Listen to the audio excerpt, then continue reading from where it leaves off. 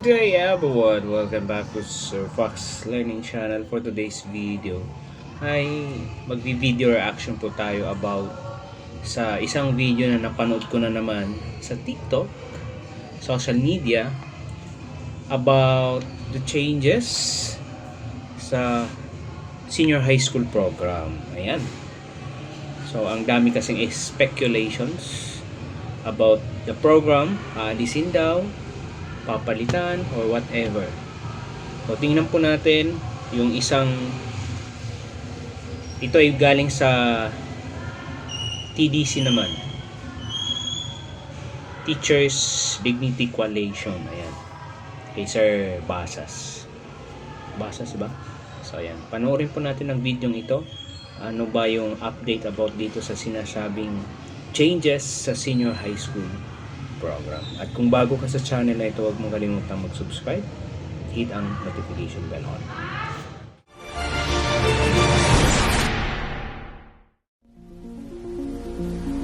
Magandang hapon po mga kapatid na guro, mga kababayan. Ako po si Benjo Basas ng Teachers Dignity Coalition.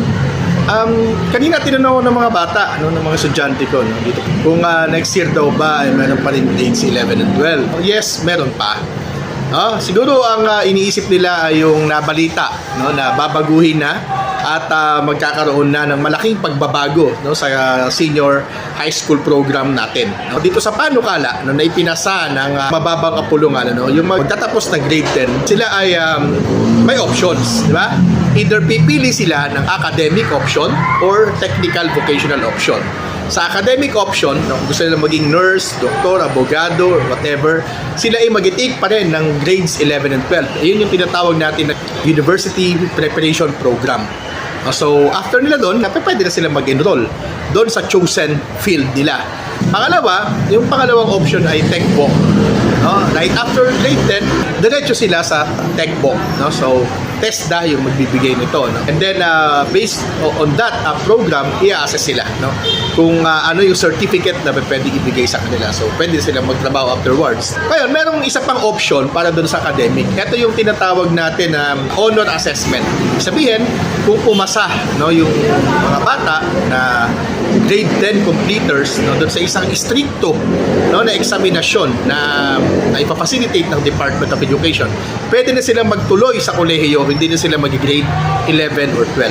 Ngayon, tinatanong ako, ano daw ba yung appreciation natin dito? Kailangan nating maunawaan na ito ay produkto, ito ay nangyari sapagkat talagang malalim yung pagkadismaya ng ating mga kababayan dito sa K-12 program, na sinimulan may gigit isang dekada na. Maraming tumutol dito, dahil baka pumalpak and everything.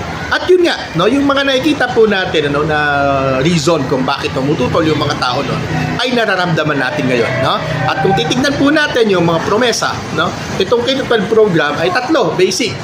Una, yung preparation for college. Pangalawa, yung global competitiveness. At pangatlo, yung employability. Lahat ng tatlong ito ay hindi talaga nakuha nitong K-12 program. So, ano kaya yung dahilan? Dati pa natin sinasabi na kahit gawin mo K-15, K-20, yung basic education system natin, pero hindi natin ina-address yung mga pangunahing issue, especially sa resources. Lahat ng kulang natin, lahat-lahat ng yan, hindi natin ina-address. Ang lahat ng ito ay papalpak. And at the same time, of course, pag hindi binigyan ng prioridad yung kalagayan ng mga guro, yung sweldo, yung mga benepisyo, yung sinasabi ng saligang batas na remuneration and other means of job satisfaction and fulfillment, pag hindi ito naibigay, pag hindi ito binigyan ng pansin, pag hindi ito prioritize ng gobyerno natin, lahat po ng education reform initiatives ay mauuwi sa wala at madidismaya ang mga taong bayan. Unahin po natin ang mga guro. Yun lang po. Magandang araw sa inyo. So anong masasabi nyo sa update ni Sir Benjo about sa senior high school curriculum?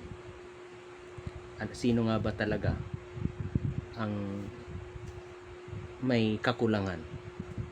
Is it the teachers? Is it the program? Or the community? Or the support system? Or the government? Or the implementation? So comment down kung ano man yung inyong